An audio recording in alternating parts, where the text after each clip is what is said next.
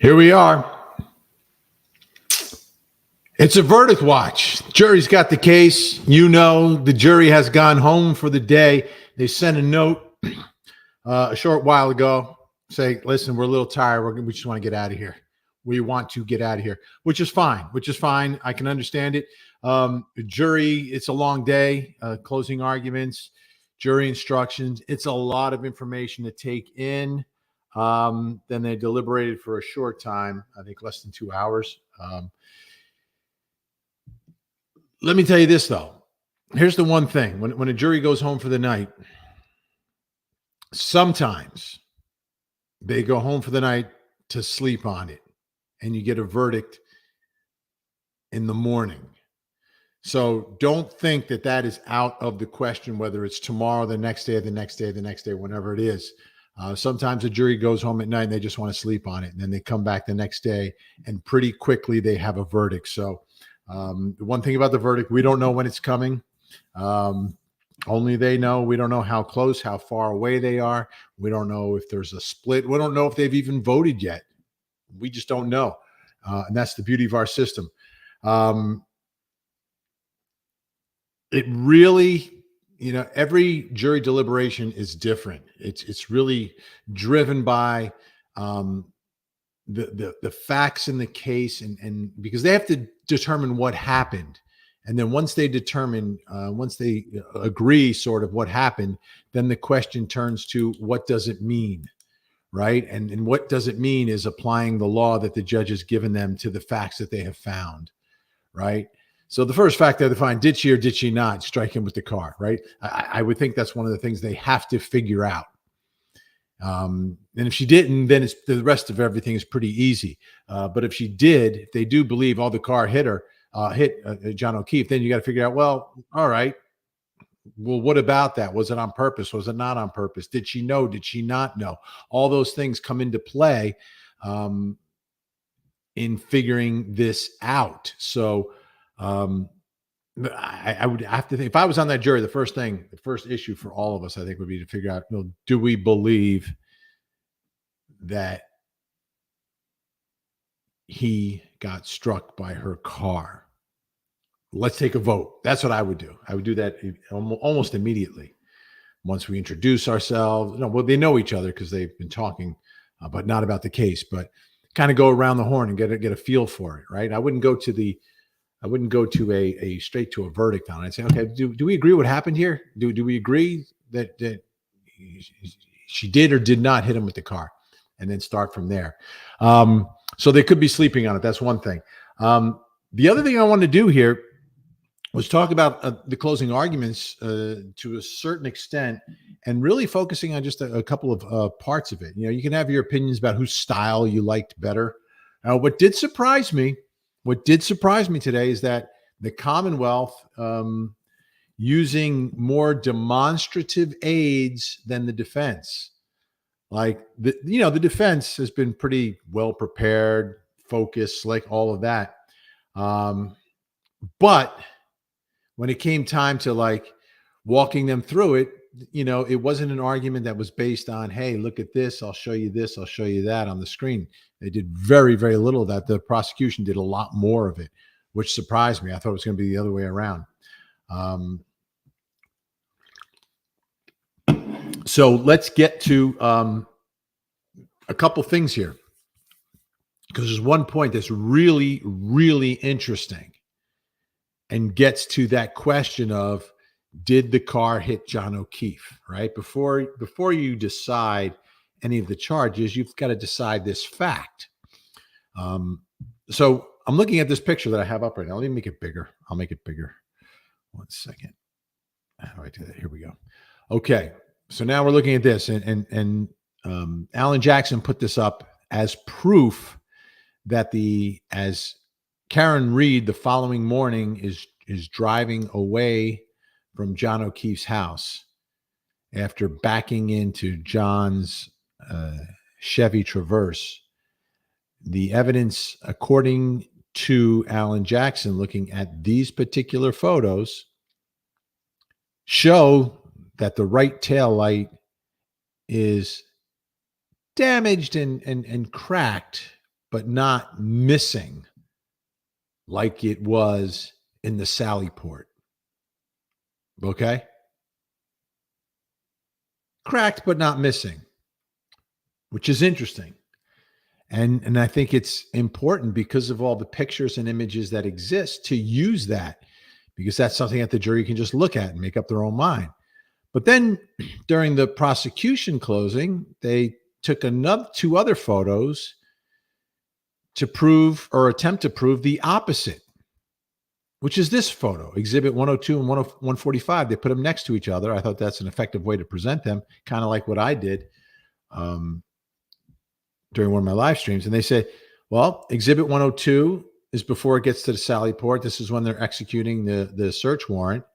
And Exhibit 145 is in the Sally port. So in the Sally port, you see, let's start with 145. You can see the white part of the right tail light as compared to the left tail light where that is red. So that shows the damage.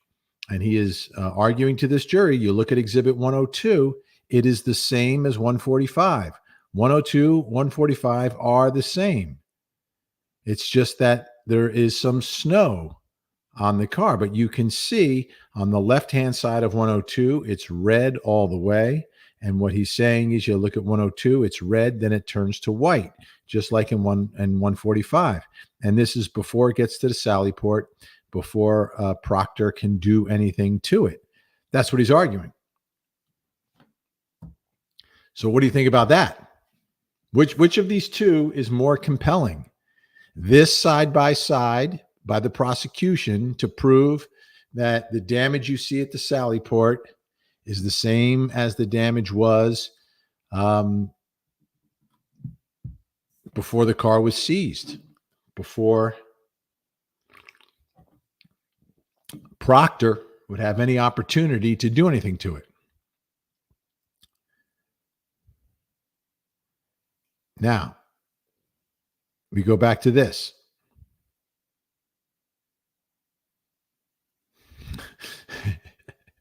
Shannon doesn't like the word Sally port. It's a Sally port, a Sally port. I love that word, Sally. It came up in another case, but it wasn't like in a piece of evidence. It's just a Sally port. Usually, is sometimes where they bring,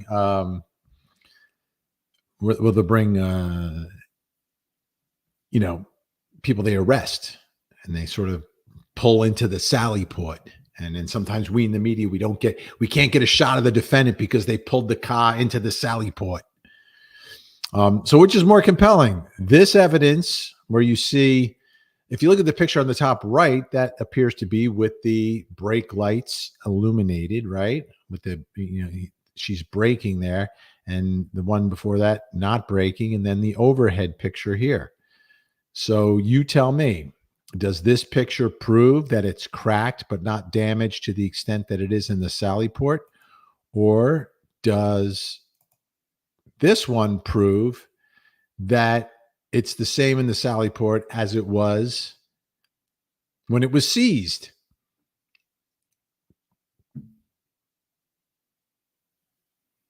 Okay.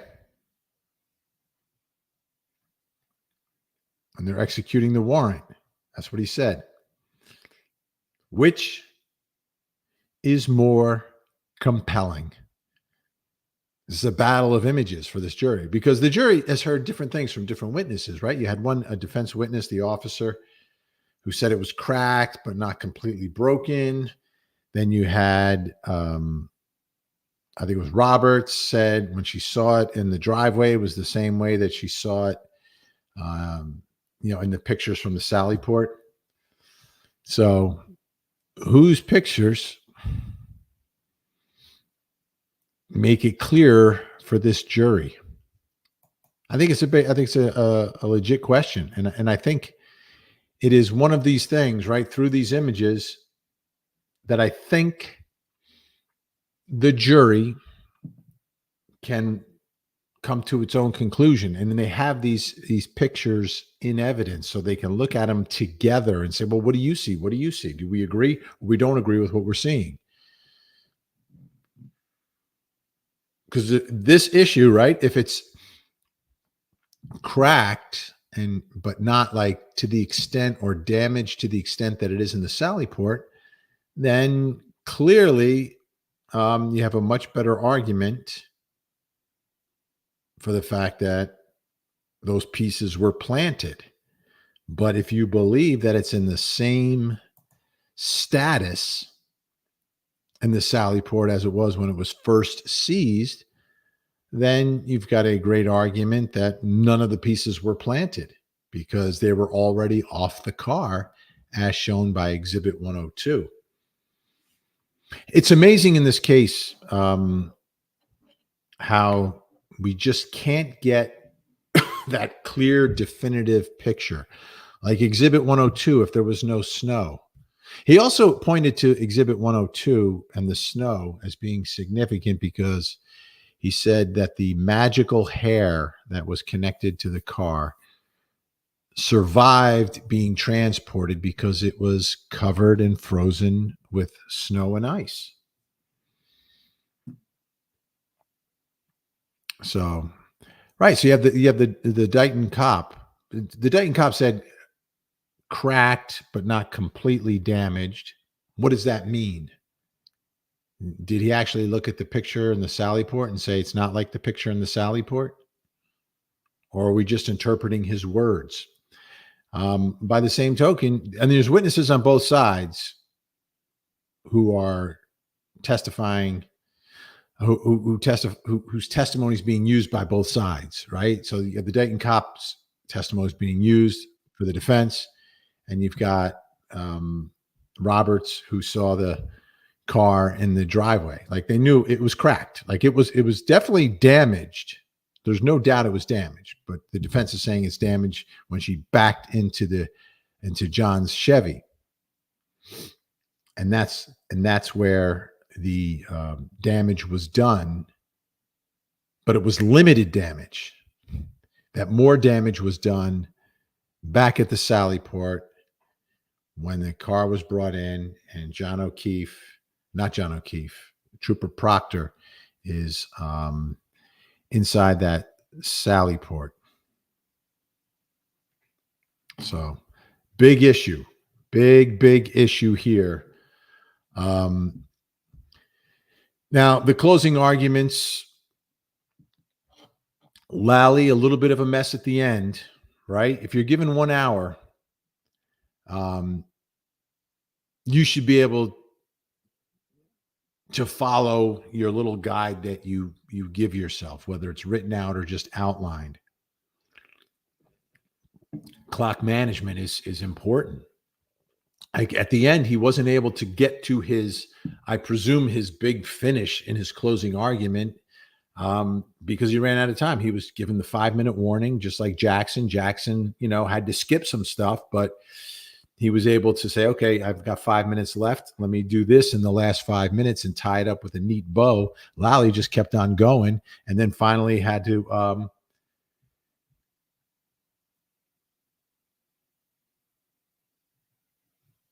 but at the end of the day, his finish wasn't what he wanted it to be. And I could tell. He got a little flustered at the end. And, it's tough. 1 hour is not a lot of time for a closing argument for a case this long, but you need to prepare for that. You absolutely need to prepare for that. So,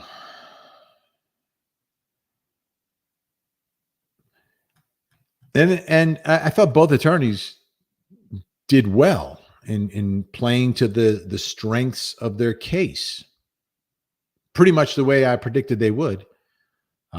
Lally had to deal with Proctor because Alan Jackson spent a lot of time on Proctor,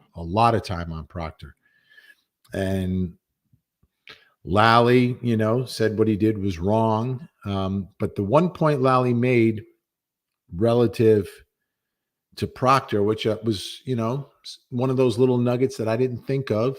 But what his argument is that those things you heard, ladies and gentlemen, he thought were private. He thought you would never hear them. These private text messages, right? So you look at that initially and say, okay, so So why does that help you, Mr. Prosecutor? Why would it help you if, in fact, you are conceding that we're hearing things like his real thoughts that he never thought would be here? Because then he pointed out the things that you didn't hear in any of those private communications, which was any evidence of a conspiracy. I thought that was a nice point that he made. I thought he could have made it a little bit bigger and should have maybe highlighted it a little bit more. But that's a good point. If he's willing to say these things about Karen Read in these private text messages, with the other members of Massachusetts State Police, then why would he hide anything about this conspiracy? Why wouldn't there be any sort of communication indicating some level of a conspiracy here if he believed these were private messages? If he's willing to say all these things about Karen Read, why would he hold back when it comes to the conspiracy, right? So I thought that was a good point that he made. Will it resonate with the jury? I don't know. I don't know if it resonates, but he's trying to do the best he can with a really bad situation that was handed to him. So I thought that was a good moment for Lally in his closing argument. They obviously have an advantage in going last, but that advantage got fumbled a little bit when you didn't finish the way you intended to finish because you just ran out of time and you just had to stop. The judge had to say, stop, you're already gone over. So that didn't work out exactly the way you would want it to. So I thought both sides played to their strengths, which is what you would expect them to do. And how do you handle the adversity of it? Alan Jackson's way of dealing with adverse evidence is you can't trust it. You can't trust it. Look at the source. You can't trust it. So what does the jury do here, right? So there's two things at play here. Alan Jackson, when there is stuff that is incriminating against Karen Read, and it's not directly connected to Proctor, but it's connected to someone else, his sort of go-to argument is it's stuff. It doesn't matter because you can't trust it. You can't believe it. So it doesn't matter. Very dismissive of it. And I saw that a few times for things that, are significant pieces. So what does Lally then do when confronted with all the problems with Trooper Proctor? He says, well, yeah, these are all problems and it was bad and he shouldn't have said it and it's unprofessional, but it did not impact the integrity of the investigation. I didn't like that. Because it's tell me why it doesn't impact the integrity of the investigation. That's what I needed to hear. Don't just tell me it doesn't impact it. Just because you're telling me it doesn't mean anything. Tell me why I should believe that it didn't impact the integrity of the investigation. That's what he needed to do. So I don't know if he had an answer for that. Maybe that's why we didn't hear one. But I don't like, statements that are just giving me a conclusion and telling me what to think. Explain to me why. Explain to me why it didn't impact the integrity of the investigation. So I don't know what he could have said. I'm trying to imagine, being put in that position because that's not Lally, but that's, your lead investigator being put in that position. So those issues, both sides have weak spots. They have soft spots. They have vulnerabilities. Both sides have strong spots, and that's kind of how they did it. They played the strengths up big and quickly dismissed the weak spots as best they could. So, is the jury satisfied with that? Is the jury going to just not trust certain evidence because Alan Jackson said you can't trust it? It has no value. And will they actually believe that or will they believe this investigation, you can trust it and its integrity, despite the fact of what we learned about the true thoughts and statements of the lead investigator are. So it's, from my perspective, this is one of the more difficult ones to try to get a handle on. And that's because it's going to be up to these jurors as to what things they dismiss and what things they really zero in on. And you had two timelines that were presented that were different. Two timelines presented that were different in this case.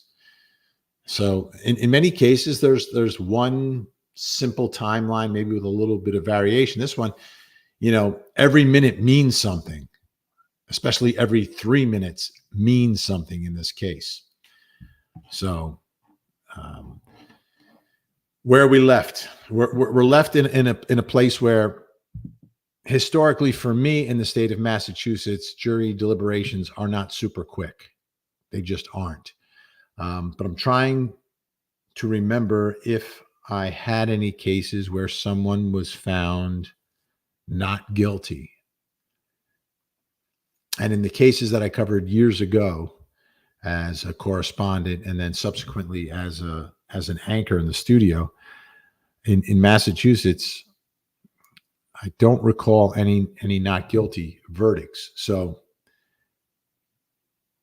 if this is quick, like a verdict tomorrow, from my perspective, I would think that would much more likely be not guilty than guilty. I think a normal, reasonable amount of time to deliberate, which would be along the average based upon my theorem here, puts us at about Friday.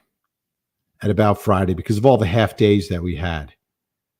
All the half days. So I think that puts us at around Friday. That's when I would expect a verdict. So if it's before Friday, I would say it's relatively quick. I would say that would lean and help. I would be more hopeful if I was on the defense side. If we get to Friday and we get into next week, that's when I, as a defendant, would worry a little bit more. I think there's a better chance. I think the longer they go, it's more likely guilty versus not guilty, based upon the way the evidence went in this particular case, right? So, yeah, the timelines are different. Tonight at 8:00, we're going to go through that. We're going to compare the timelines, compare some of the other evidence. Then we're going to bring in our second, we're going to do 2 hours of this tonight. In our second hour, we'll bring in a panel of local criminal attorneys and get their take. Attorneys who have practiced in Norfolk County, who know these juries, and the way they act, the way they react, and get their insight into the verdict form as well. Don't forget, when it's time to deliberate, the jury actually has a form that they have to fill out to render their verdict. And sometimes the form is used as a way to guide deliberations in a case. So we'll take a look at that as well. So all that coming up tonight at 8:00. In the meantime, seems like we got a bunch of people on here already. I think we're over 6,700. Everyone's anticipating what's going to happen. Let me see if I think it's still up. And yeah, my poll is still up. So you go into my YouTube page, go into the community tab, and there's a poll up if you're on YouTube. And also, I have a poll up on X as well. If you're watching the stream on X, you can just scroll down on my feed and you'll find a poll. And both polls are basically at the same place. They're like 87-13 not guilty, overwhelming. And we're talking, like 11, 12,000, 13,000 votes.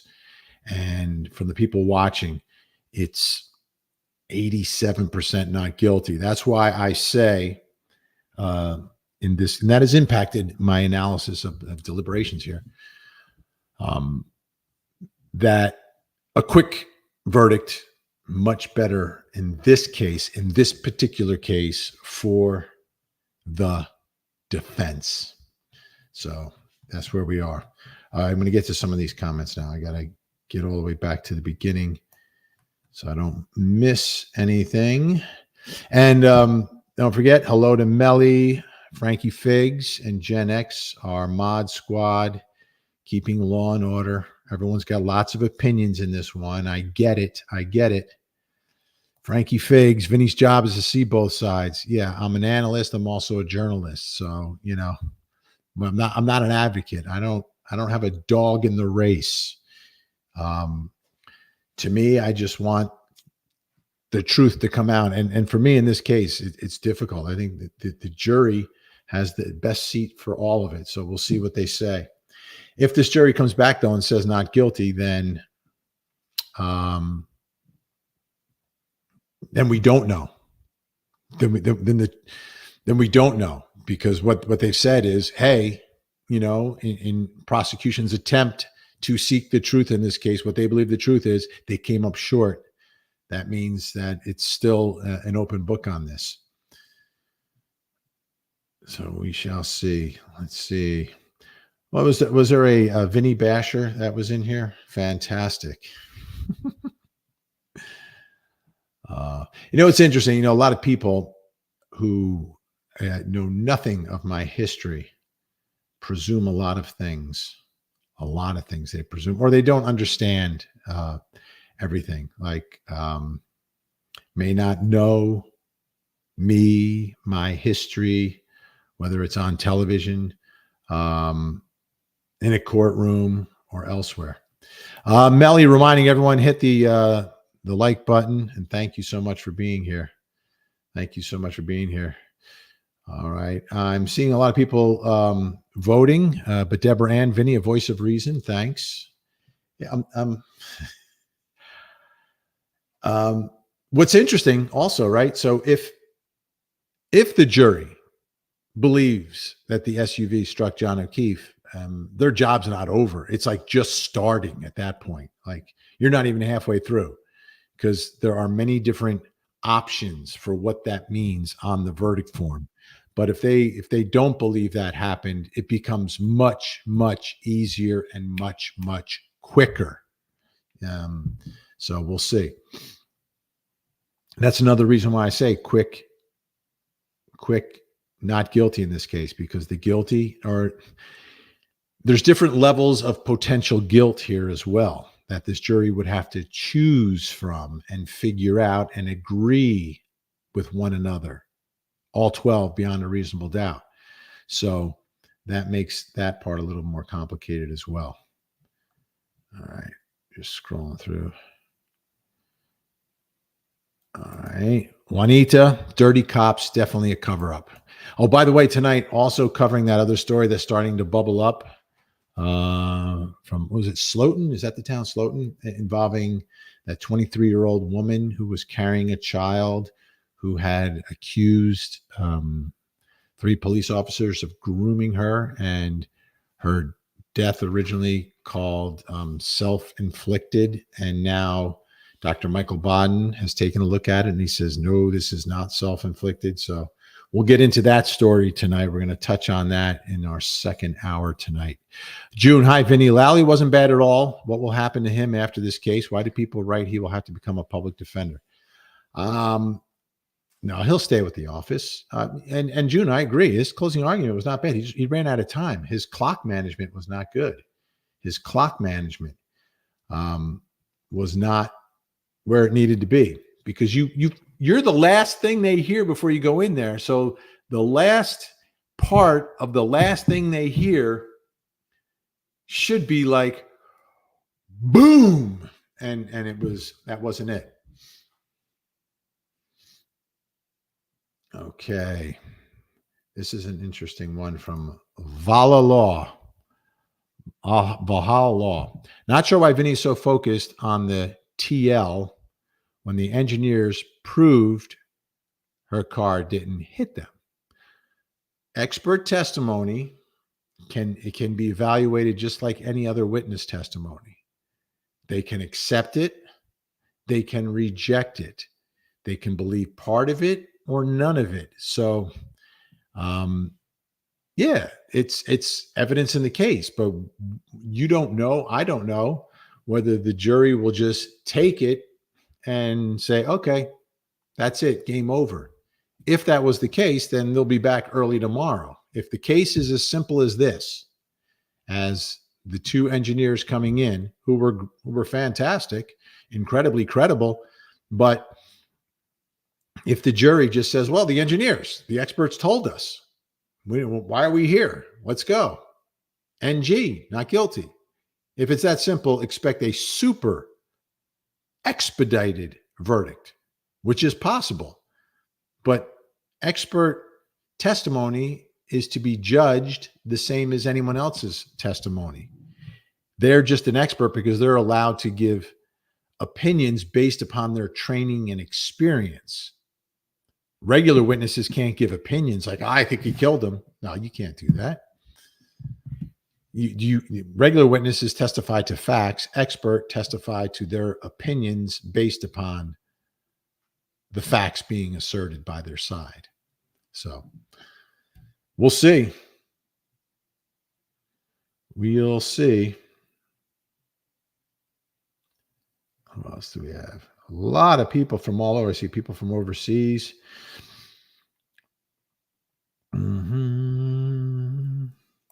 Gen X reminding everyone, all opinions are welcome here, but please stay respectful to the other chatters and to Vinny.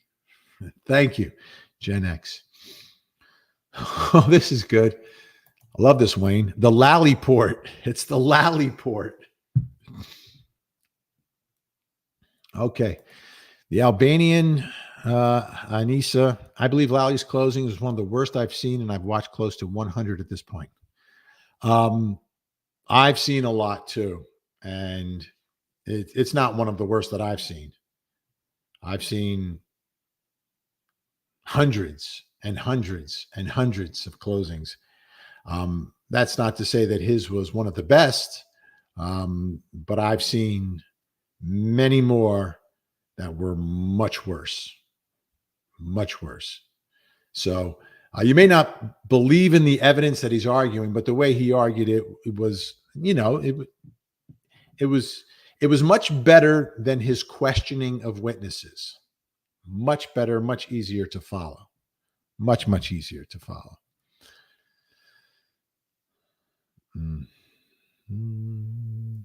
Here we go. Thunder Queen, Lally's timeline was missing the time when KarenRead hit him in his opening. He said 12:45. Yeah.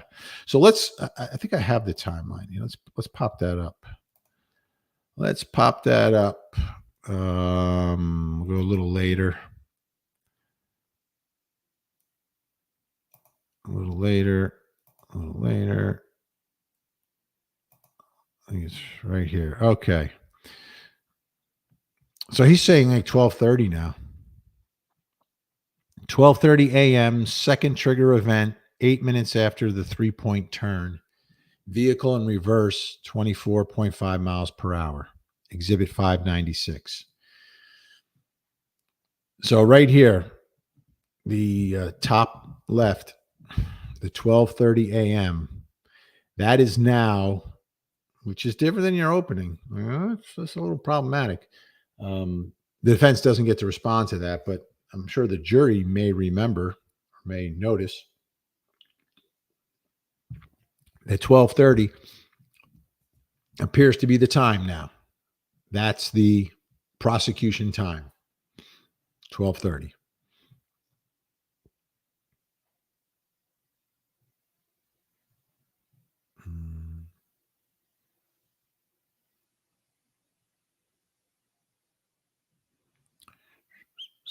Okay. Okay. So we had a question on this. And the question was, thank you, Thunder Queen, by the way. Vinny Paul, do you know where and by whom the picture on the left was taken? Was that at John's house or elsewhere? I believe, my understanding from the way, and again, Lally could have been a little clearer on this. He kept talking about the time of the execution, and he said this was February 1st, I believe is what he said in his closing argument. The time that the car was seized. So it was seized at her parents' house. So I believe that would be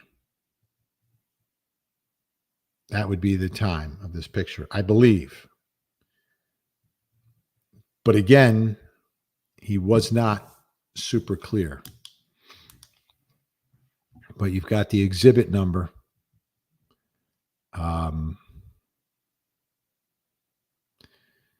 And again, this one, so the one on the left, this is what Lally is using to as photographic evidence that the tail light was not tampered with at the Sally port. He is putting this in front of the jury as the proof. Exhibit 102 versus 145. He says the damage to the right tail light in both pictures is consistent.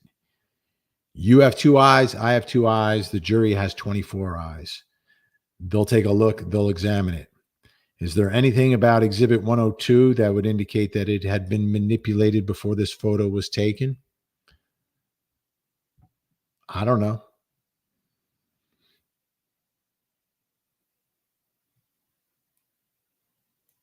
Top fire. It wasn't before it was outside of the Sally port. Okay.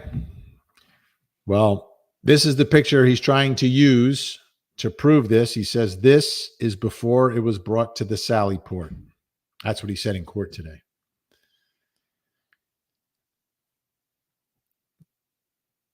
I'm not sure. Because he didn't, and one thing he didn't do is he didn't you got to stamp these moments. And that's one thing that he's not good at doing. Lally, Alan Jackson, much better at stamping moments. And I've said this a lot. You've got to give, when you're making a closing argument, the way I did it was I try to give the jury pieces that are easy to digest, easy to remember, easy to repeat. So I want those jurors that are following me and saying, look, and the way I would have done this, and again, it's my understanding the way Lally presented Exhibit 102. Your recollection may be different. And he may not have been right, or I may have misheard the way he was explaining this. But the way I would have done this is, ladies and gentlemen, take a look at these 2 pictures. Okay? Take a look at these 2 pictures. There's one on the left, one on the right. The one on the right is the photograph at the Sally port. Okay? The picture on the left is right before we seized the car, before it was brought to the Sally port. I would have been very, very clear about the time and date and who took the picture in my closing argument. He wasn't. So doing that, you say, ladies and gentlemen, look at the right tail light. What do you see? Compare it to the left tail light. Compare the picture on the left and the picture on the right. Ladies and gentlemen, if you see them the way I see them, if you see them as being the same, that is proof that Trooper Proctor did not tamper with the taillight, did not take pieces off the taillight, did not plant evidence at the scene, because the taillight is already damaged before it ever got to the Sally port. It is exactly the same. That's what I would have argued, to stamp it for the jury. Lally didn't do that. And he's left me wondering a little bit about the genesis of the photo, because he didn't make it clear, and that's his job. He was really in on his timeline, very specific and, well done. It's something that the jury can read along with, and you can tell your story that way. That was great.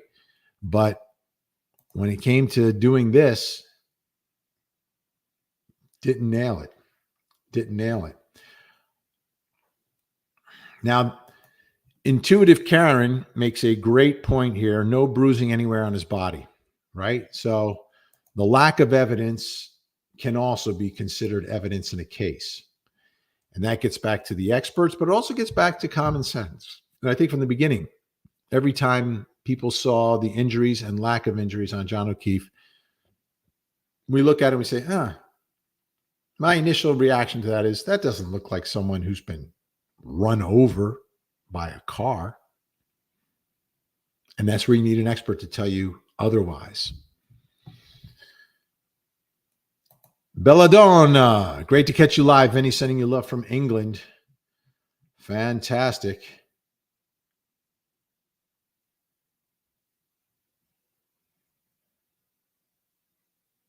Let's see.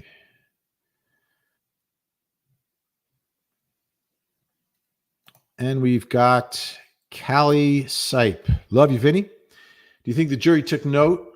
Lally's visual timeline in it didn't have a time of the alleged accident, but it did. It did.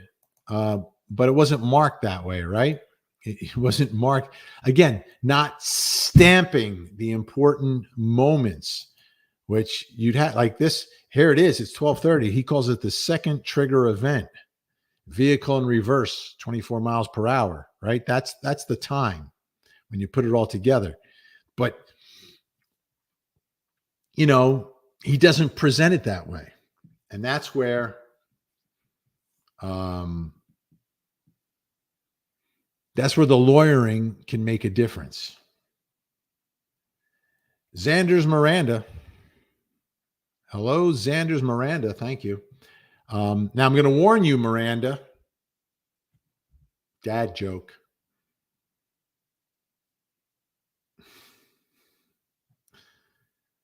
All right. And this is interesting. Sharma Lily, I don't trust these photos one bit, right? That takes us to a deeper part of the case, which the defense also played on today, effectively, which is an attack on Lally himself for presenting the Sally Port video inverted to the jury, misleading the jury. I remember at the time I made a big deal of it because it is a big deal. It's a big deal when a prosecutor puts in a piece of evidence that doesn't accurately reflect what it's supposed to show. That is major problem. And if it's done on purpose, it's like you should be sanctioned. Now, we don't have evidence that it was done on purpose. It's either super sloppy or super sneaky, one or the other. Either way, it's not good. Either way, it's just not good. Not for a case this serious and a piece of evidence that's important. So it comes back to every problem that the prosecution has had. Every problem the prosecution has had. And they've had a lot of problems here.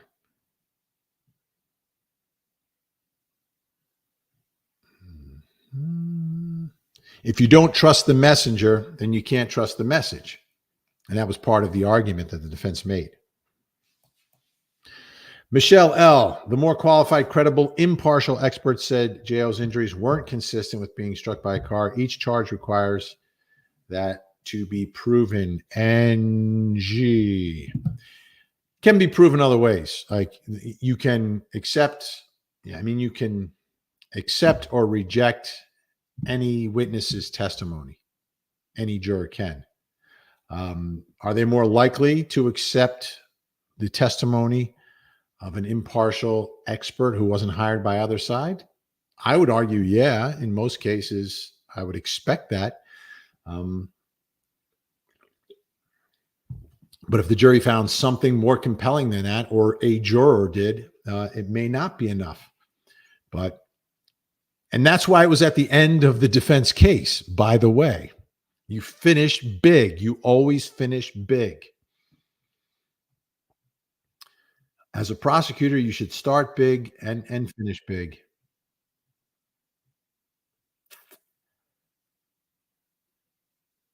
Okay. So Lauren Katie doesn't even like The color of that picture is off. I don't trust its authenticity, especially after inverted video from Lally, which is fair. Which is fair. You're entitled to not accept the messenger, but there it is. It looks like it's got the sepia tone to it, right? If I was putting it on my like Photoshop filter, it would be sepia. Sepia.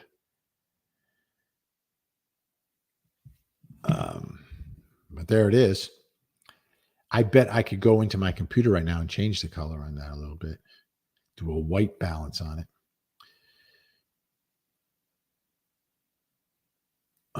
There's Prince Lover. Vinny, your chat is so crowded that the mods have to put it in slow mode. It is crowded. We got a lot of people here. We have 7,700, and I appreciate that very much that are watching. We're streaming on Facebook, YouTube, Twitch, and X, simulcasting. If you're on Facebook, please share this and make sure you're following me. On YouTube, smash the like button. That's crucial. Also, make sure you're subscribed to me and then hit the notification bell. So every time I go live, you can get notified. So we can all meet here again and again and again. And then Twitch is Twitch, still figuring that out. And X, you can retweet, re-X us. Okay. This is from Jennifer talking about that hair would have slid down when the snow is melting. So it probably came from the roof of the SUV and slid down as it melted. Interesting. And that was the argument that Lally used about the Alan Jackson's magic hair. They were both, having a little bit of fun with it. But basically the argument from Lally was that look at the car. It's covered in snow. If the hair's on there, it's going to be, frozen. That's how it survives a 70-mile drive. And then when the snow melts, it reveals itself. Just like all the evidence in the case revealed itself after the snow melted. And Supernova 42, thank you. I don't find Karen trustworthy or even that likable, but now I firmly believe not guilty based on what we've seen. Love you, Vinny. Appreciate your work. So Supernova, firmly in the NG column. And there, you look at the numbers, the 8713. Those 87 aren't people who came into this case as free KarenRead activists. I'm sure there's a few in there, but not 87%. There were a lot of people who didn't even know about this trial that found this trial on Court TV, found this trial online. And those people who came in and said, all right, what's this all about? Tell me what this is about, are overwhelmingly in the not guilty camp, which is extremely unusual. People very skeptical here. There's some funny comments here. Some funny ones. All right. Anne-Marie B. He should have had a smartwatch going off every 15 minutes, lagging Lally. That's what I would have done. I would have had a stopwatch right in front of me. He may have had one, but that's what you do. You have a clock right in front of you so you can see your time ticking down. You have co-counsel who can give you a little warning. The judge gave everybody a 5-minute deal, but the 5 minutes, that's your time to wrap it up. And he wasn't even close to wrapping it up at that point. Okay. Nice, Matt, going back to the 5:30 video. Okay. So we'll go to the 5:30 video and shows all red, no blinding white light. And that's especially in the top right one, right? Because the top right one is I'll make it a little bigger, is when the brakes are illuminated. But they're saying this is cracked, but not completely damaged. So there's a big difference between that.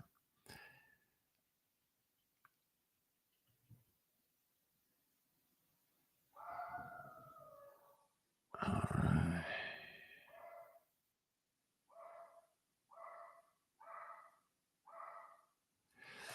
Ashes. Should I do should do a poll in this chat on whether she's guilty or not. I'm actually surprised at the amount of people convinced by the evidence in this case. Ashes, we have a poll. So you go on to my regular YouTube page and you go into the community. There's probably a way to put it into the chat here. I just don't know how to do that yet. I'm still relatively new here. But if you go to my page, the community tab, we have a poll there. And those are the numbers I've been talking about. We've had it up for a few days, or maybe just a day or 2 days. And 12,000 votes, 87 to 13, not guilty. So, the poll and X is the same exact numbers. So it's two different polls, and both polls overwhelmingly not guilty. Jay Bay saying that Lally got a bunch of the facts wrong to spin a half-baked story. Jay Bay not buying it. Jay Bay not buying it. So for those who are just joining us, jury gone for the day. Jury's gone for the day. Those of you wondering, they sent a note out wanting to leave. So it wasn't the judge saying it's time to leave. It was the jury saying, hey, we'd like to call it a day. And after you've sat there for all these days, all these weeks, heard all the testimony and all the evidence, and then have to sit to two completely different arguments for an hour shot, and then have the judge read for you the ridiculous, and I say ridiculous because it's my profession of law that makes it ridiculous, jury instructions. Your head is spinning, and I'm sure you're tired. So, after, I think it was less than 2 hours, they decided to pack it in for tonight, and they'll be back tomorrow. However, I will warn you, as I always do, you don't know when the verdict's coming. You don't know how close they are. They may have reached a verdict already and just want to sleep on it. That is possible. They could come back tomorrow morning and at like 10 o'clock, we're like inside the courtroom live, bringing you the verdict. That is possible. And if that does happen, I would expect it to be not guilty that quickly. Ooh, look at Rich. Proctor doctored Exhibit 102 prior to the picture. Duh, they did a little more at the Sally Port.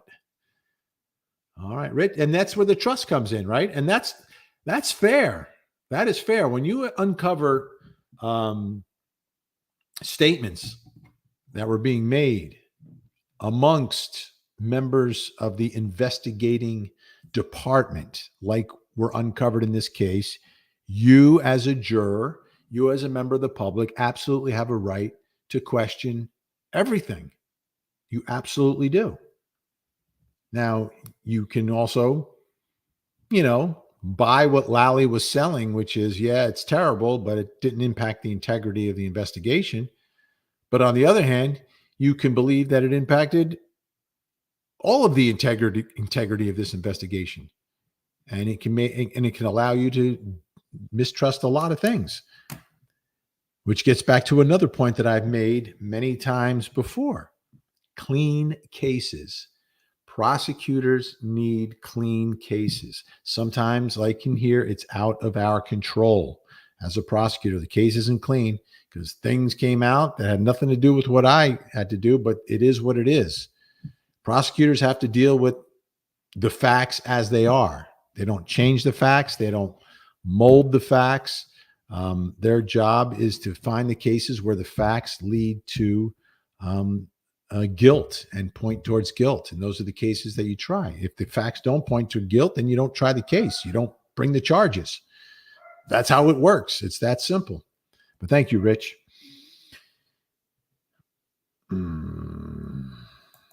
What's the verdict? Katerina. I don't know. We don't have one yet. I'll have to wait till tomorrow. Cassie with some insight from the Daybell jury. The Daybell, the jury just talked the first day. They resumed in the AM to go through instructions and go through charges and decide on a verdict. It's been a long trial. Yeah. They could, the first day they can just talk about, well, how we want to do this, right?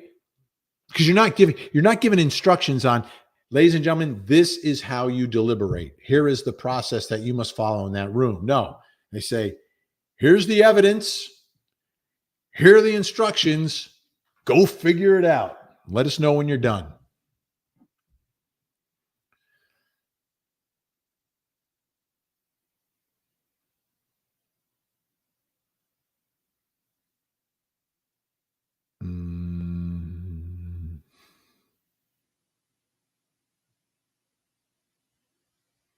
All right. And I will tell you this.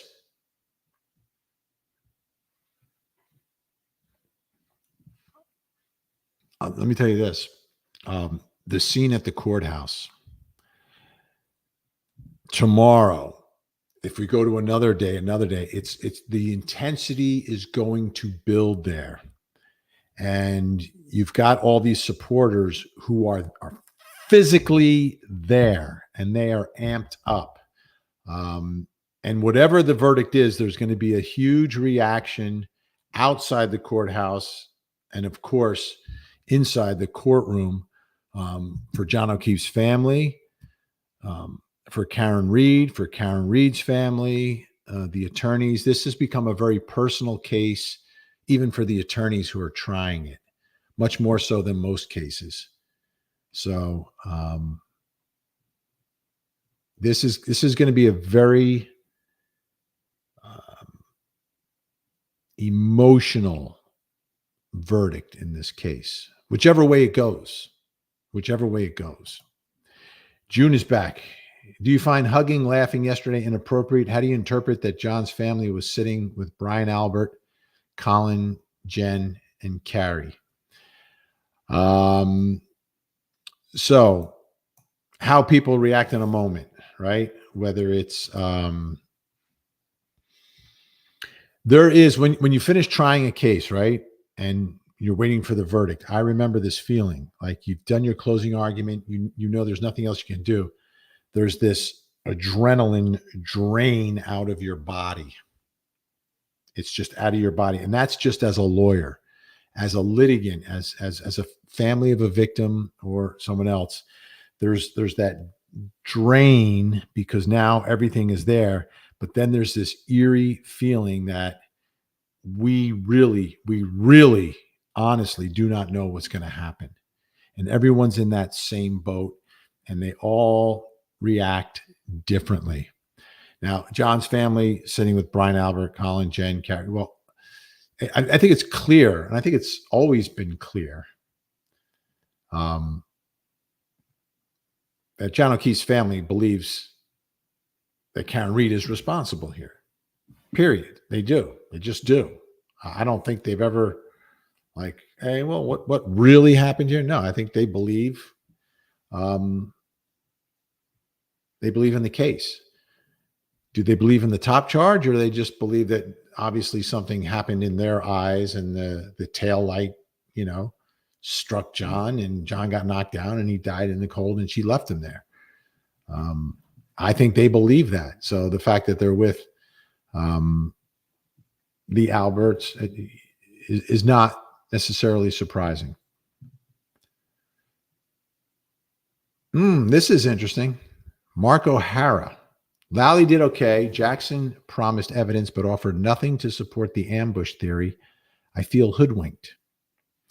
I think that's something else that happened in this case, is that we went from we are going to have like a choice between two very specific things happening to we just have one specific allegation, and then we have reasonable doubt arguments and a sort of general finger pointing that something happened in the house. That's where we ended up in this, right? It's not really a case of the jury saying, well, does we really believe their story or their story? Now, the defense never has to prove anything.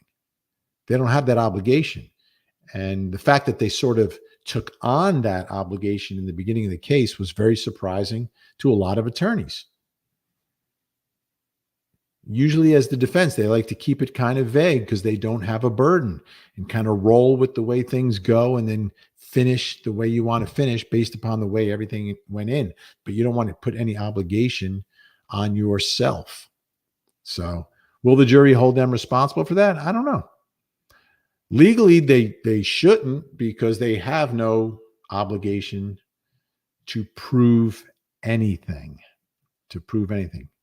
The burden of proof never shifts in a criminal case. It's on the prosecution all the way through, and the defendant's presumption of innocence stays until the point that the jury is convinced beyond a reasonable doubt that the prosecution has proved their case. Let's see who else is in here. Liz Karneski, I can't believe how big a deal the prosecution made out of the shoe they are grasping. Well, the shoe is a big deal because generally in pedestrian accidents, many times the shoe comes off. Like if the shoe doesn't come off, it would make you question, was this person actually struck by a vehicle? Which is what happened in the Stephen Smith case down in the low country of South Carolina. He's found dead in the road, but his shoes are on. Everybody's like, well, if he was struck by a car, his shoe would have come off, but it didn't. So what really happened to him? So that's why they probably made a big deal about it. And Gen X, Vinny doesn't mind pushback or challenging his ideas and opinions, but please stay respectful in doing so. Thanks, everyone. Exactly. Respect. You got to respect. It's all about respect.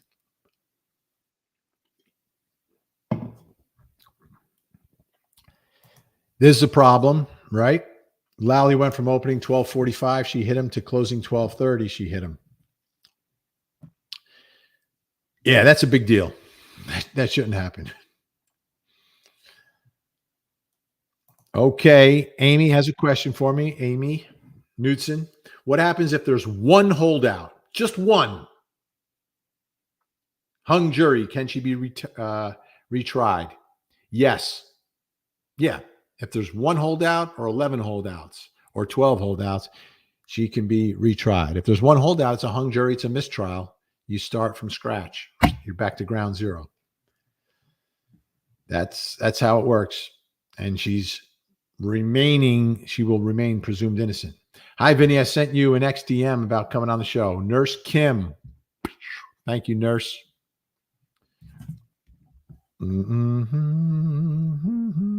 By the way, Nurse, just want to let you know, my blood sugar is fine. 107 and steady. 107 and steady right now. After I ate. And we've got Aaron E. Conspiracy or no, the prosecution did not meet its burden of proof. Probably meant to say conspiracy or not. And that's true. That's true. Don't have to prove. If you can, it's like, wow, but you don't have to.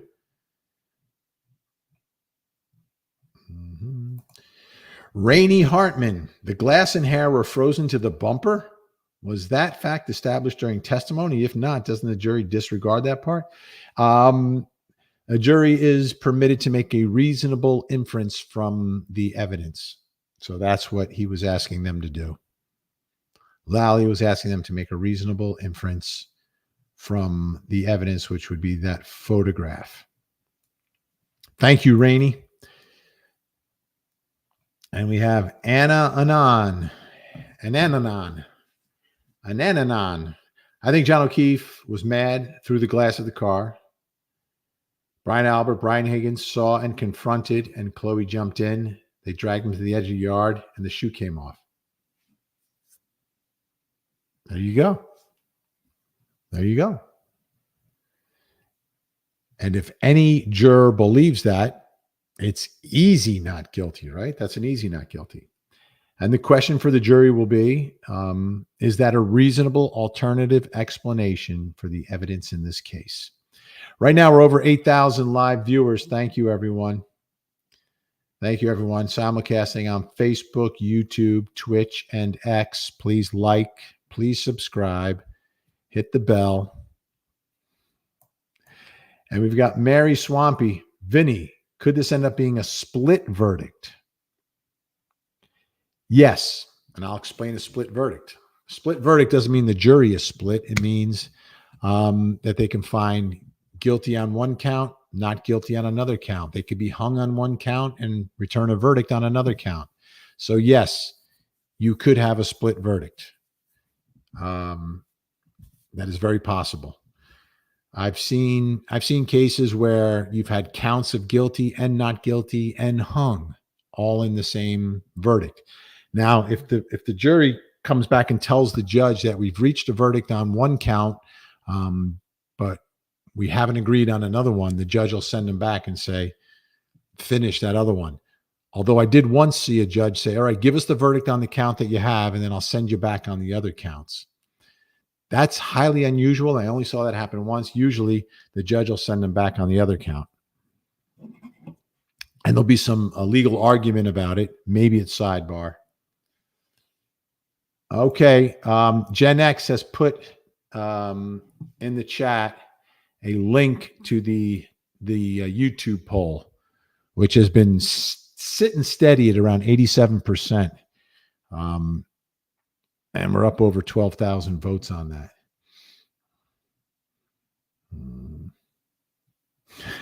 Roxanne. Vinny, a journal. It's a new word. That's it. All these years, I never knew what I actually was. I'm a journalist. A journalist. Oh, Roxanne.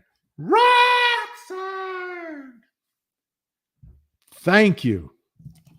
That I will write down because that is exactly what I do. I'm so mad I never thought of that in all these years. We're journalists. A journalist. Analyst. Journalist.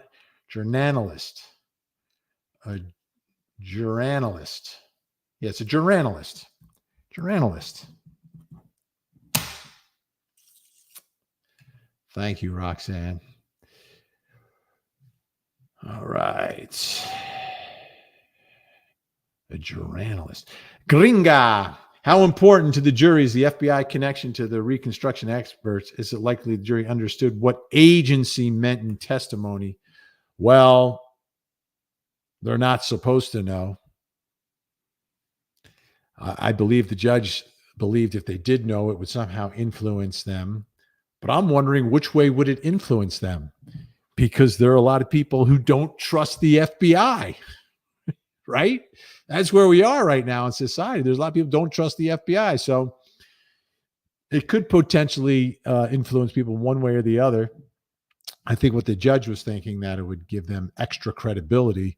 But in today's world, I don't know. But I don't think they know. They may try to figure it out, but it's not evidence in the case. But a great point, Gringa. All right.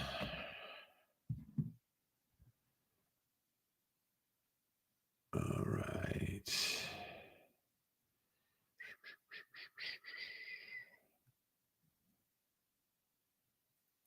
All right. Lisa C. Mods, can you put the poll up again? All right. They will.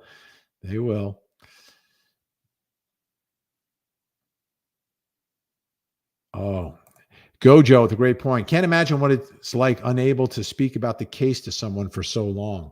I recently had jury duty, and it was really, and it was only a few days. It was like a 3 or 4 day trial. And you're like, I just want to talk about it. And you can't until you can. That's not easy, but that is their job. Here's Chantet Stallworth. Not guilty on all charges. Stop it, Vinny. Stop it.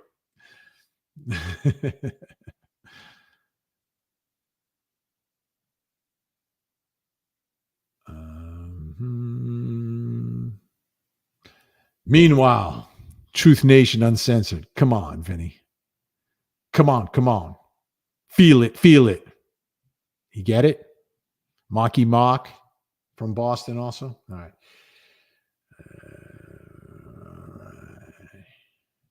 Feel it. Nirvana Fairy. If she's found not guilty, does the case stay open? Nah, it's done. I mean, the case against her is done. It's called jeopardy attaches. You can't be tried twice for the same crime. So that's over. Um, the O'Keefe family and estate could sue her civilly for wrongful death. And if you're asking if they're going to investigate someone else, not happening. Not happening. Not happening.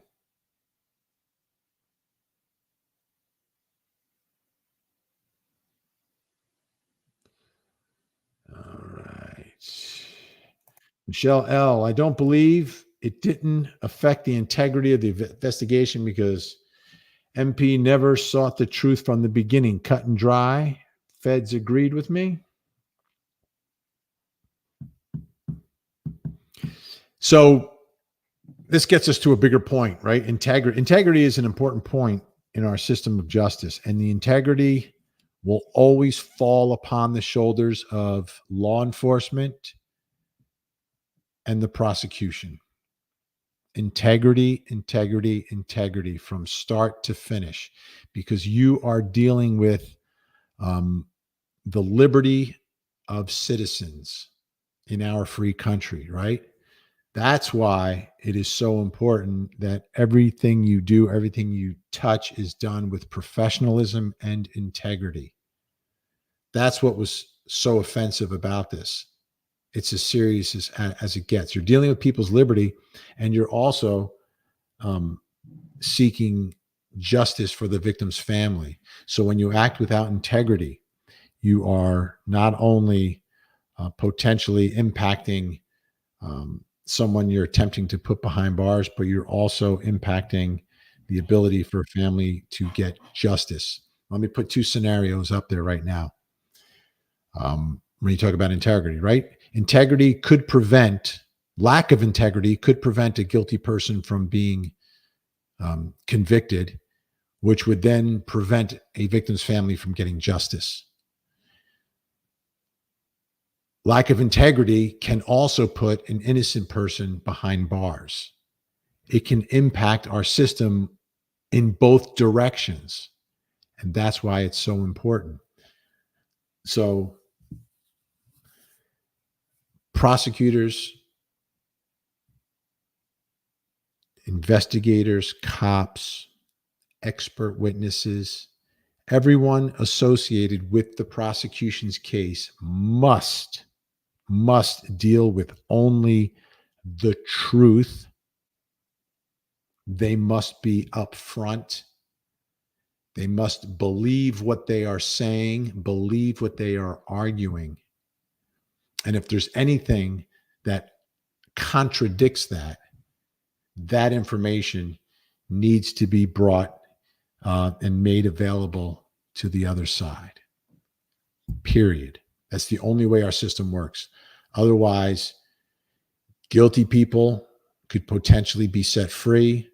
Innocent people could be potentially locked up, and victims and their families can be denied justice.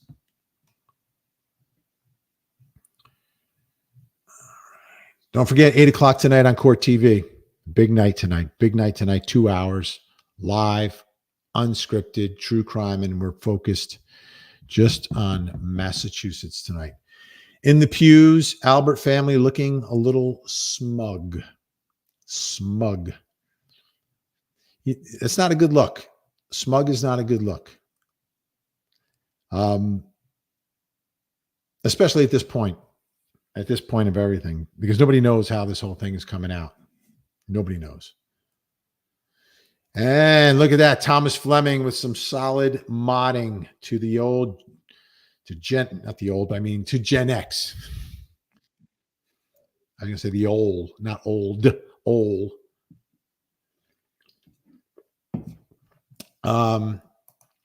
It was still better than his opening and his questioning of witnesses. Absolutely.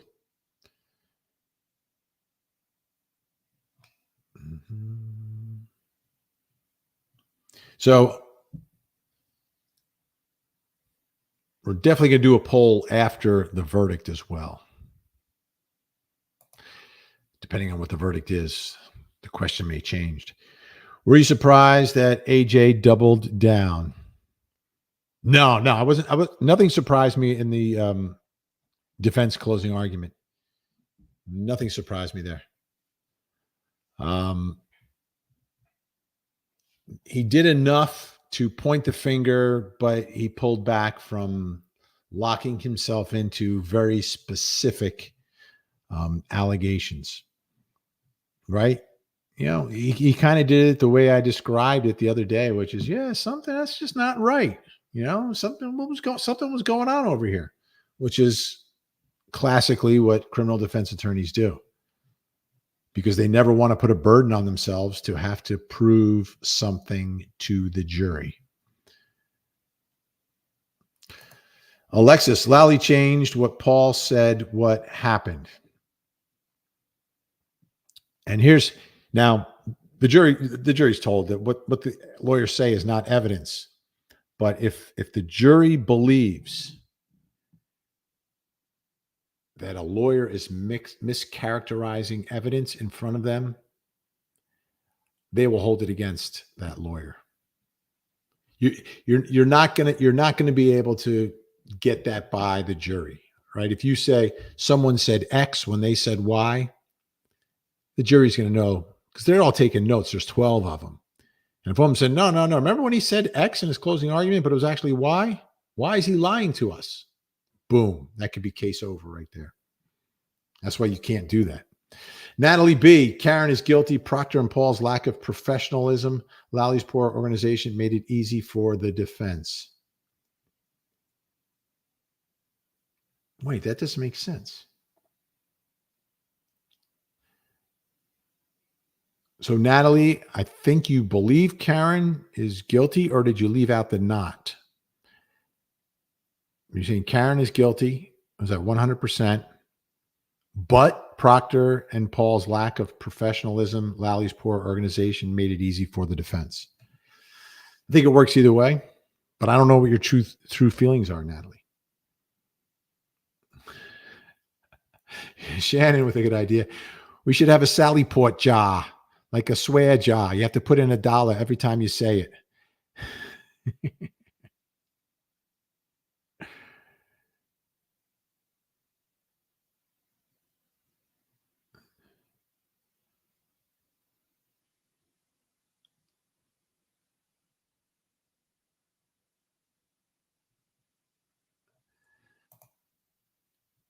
Bliss caught you live from GB. I believe is that Great Britain?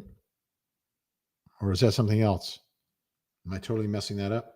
Have watched every minute. Thank you, Bliss. Thank you for watching. Great to have you aboard. I hope I got your country of origin correct. Although I may have messed that up big time.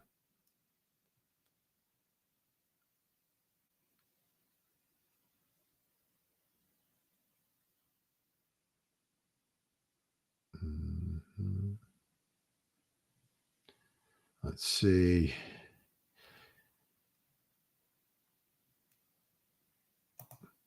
Faces of meth. You tell him, Vinny. Indeed.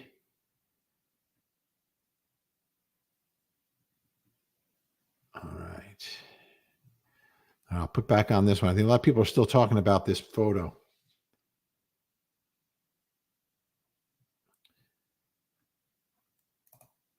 Hey, Vinny from New Jersey. There hasn't been an update yet. Is that a question?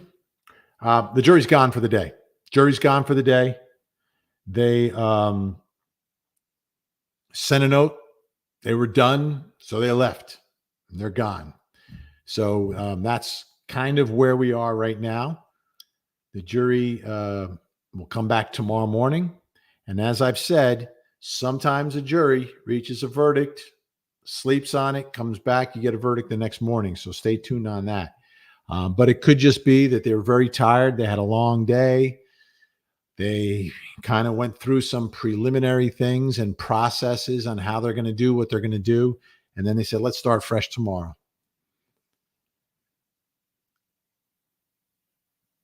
Mm-hmm.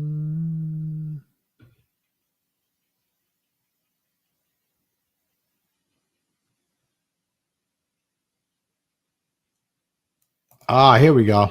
Vinny, this is before the Sally Port. That's what I said. This is when police visit the kids at John's. It's from the body cam, 8:30, 129. You are the one causing the problem. Sorry, Nima. I was listening to Lally, and I don't know, maybe he put me to sleep. But thank you for that correction. Now that makes sense. That makes sense now. So this is John's driveway on the 29th from body cam. The body cam explains the tone of the colors. Thank you for that, Nima. Nima gets, I'm going to put a star on Nima today. I'm going to put a star on your comment. Thank you, Nima 19079. So this photo from the morning, so they're checking on the kids, right? Because of all the chaos. The kids are home alone. Body cam, snow on the back. Is that tail light the same? Is that tail light the same in both sides? You know, when you put an exhibit like that up, you should put the date as well. Should have been labeled better. So how crucial is this? Texas Honcho. This is a big scam. You and Lally are comparing the wrong photos. Me and Lally, I'm not comparing anything. I'm just putting up an exhibit from court. I didn't put these together. Lally put these together for the jury and said, look at these two. Look at 102 and 145.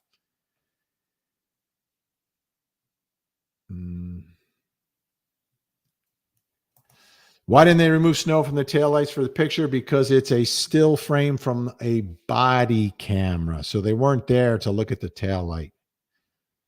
They weren't there to look at the taillight. They were there to check on the kids.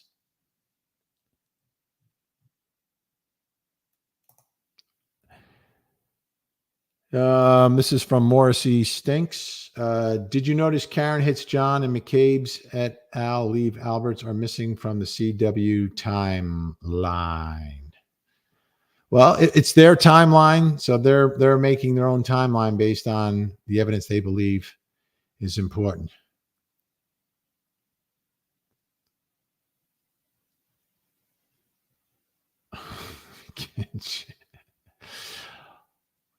All right. How do we treat bruises?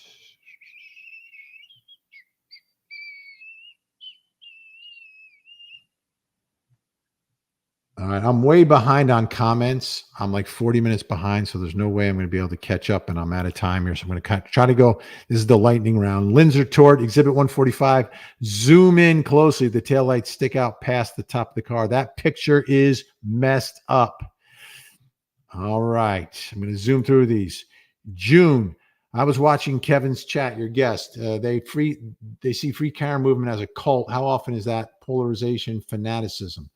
I don't understand. Look, it's not a cult. It's not a cult. Like we've covered cults like the Doomsday Bells. That was a cult. Phoenix Meridian. We know this as malicious incompetence. Malicious incompetence. Rainey is back. If memory serves, Exhibit 102 was from the dash cam when they went to do wellness check on the kids. As a dash cam, body cam, dash cam makes more sense. Maybe let's like the officer to comment, but objection from the defense prevented it. Good point. Tawanda, for the prosecutor to say the tow truck driver was in the Sallyport was a lie. It was not him that drove her car in. Another lie, says Tawanda. Tawanda. A lot of people not trusting what the prosecution is selling. No cameras around their home to show KR arriving. Yeah, missing video is a major issue and could be an issue with the jury as they deliberate. Science doesn't speak. People interpret facts, determine what facts. 5 scientists equal 6 opinions.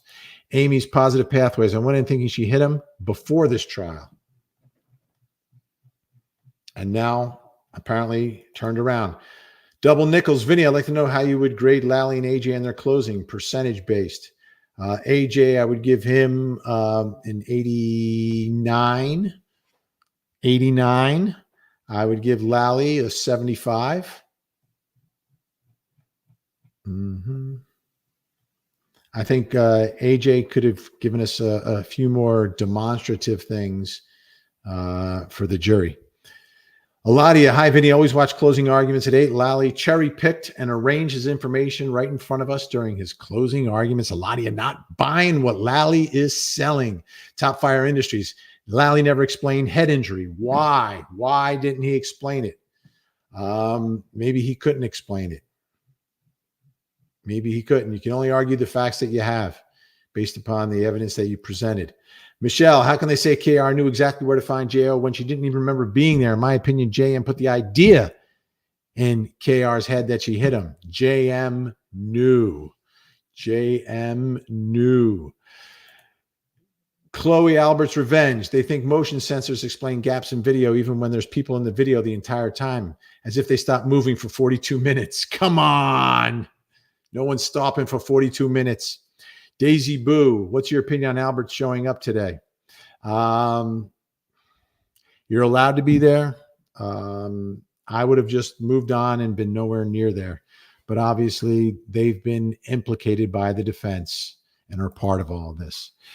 Arca guy established, and this is from All Eyes on Delphi. Arca guy established a thrown cup would break the taillight while a human body can't. The broken taillight is explained at that point. There's no evidence left after that. Strong showing by the experts hired by the feds and called by the defense. I think it's the first time we've ever seen the federal government help defense attorneys. It's amazing.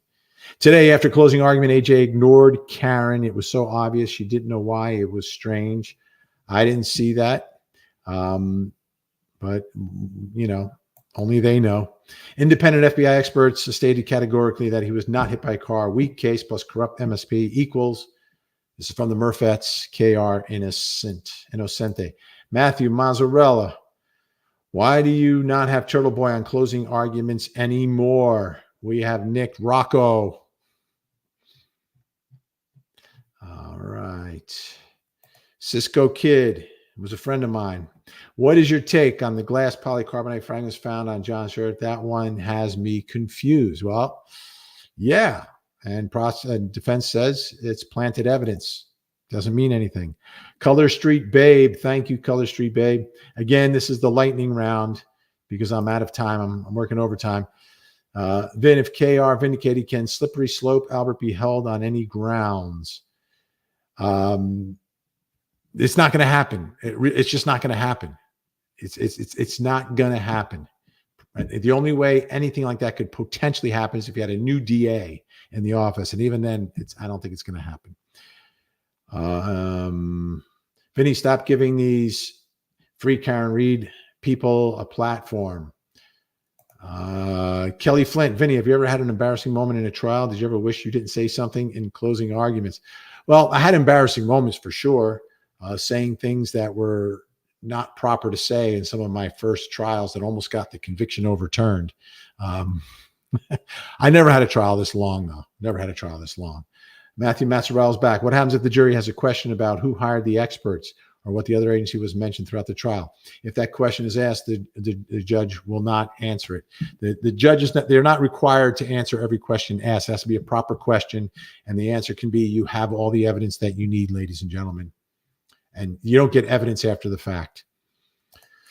Fast and the Curious, her innocence was not proven, but a not guilty verdict is the right verdict for this case. And great to see that distinction from the Fast and the Curious. Really hitting the nail on the head there. June, do you think we're going to see the truth after the verdict? The only time we see the truth after a verdict is if the verdict is guilty, because if it's not guilty, the jury has not told us what happened beyond a reasonable doubt. They've only told us what has not been proven. They haven't told us what actually happened. But will we see it? I do not believe anyone else will ever be charged for this. Gray Hughes Investigates. Thanks for having me on the Crystal Rogers case last night. The Halk brothers are Sociopaths, look how relaxed and confident they are in those interrogations. Absolutely crazy. By the way, folks, make sure you check out, subscribe, and watch Gray Hughes Investigates.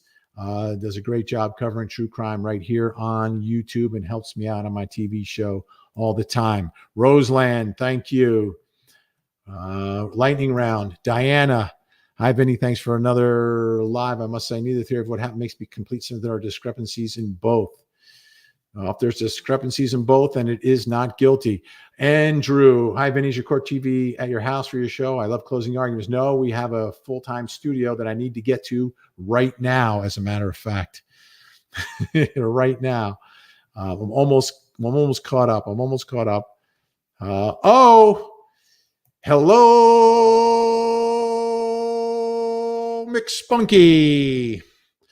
Andy Marie, Vinny, please come to see us. Doing the right thing, news when nobody is looking, integrity. I'm embarrassed. This is my state. Please say you're coming. I'm going early for this for you. Says Andy Marie. All right, Andy. I don't think I'll be there. Bliss. Yes. England, Great Britain. Have to wait for you all to wake up. Steven Davos. Thank you, Stephen. This case would have been so much clearer without big bull doo-doo coming from prosecution, law enforcement. Sadly, Albert, et cetera, made it difficult to see Albert and other people's behavior as they stated their testimony corrupted what would have been a Windex case for prosecution. Stephen Davos closing us out tonight. Thank you so much, Stephen. Thank you, everyone, for watching. Over 8,000 Wow Bonkers. We'll be on Verdict Watch tomorrow as well. Make sure you watch me 8 o'clock tonight, Court TV, your front row seat to justice. Like, boom, subscribe, and hit the little bell so you know when I'm coming on YouTube. Other venues like Facebook, Twitch, and X, thank you as well. I'm Vinny Politan. I'll see you 8 o'clock on Court TV. We're doing this for 2 hours tonight. And have a great day. Don't forget to hug the kids.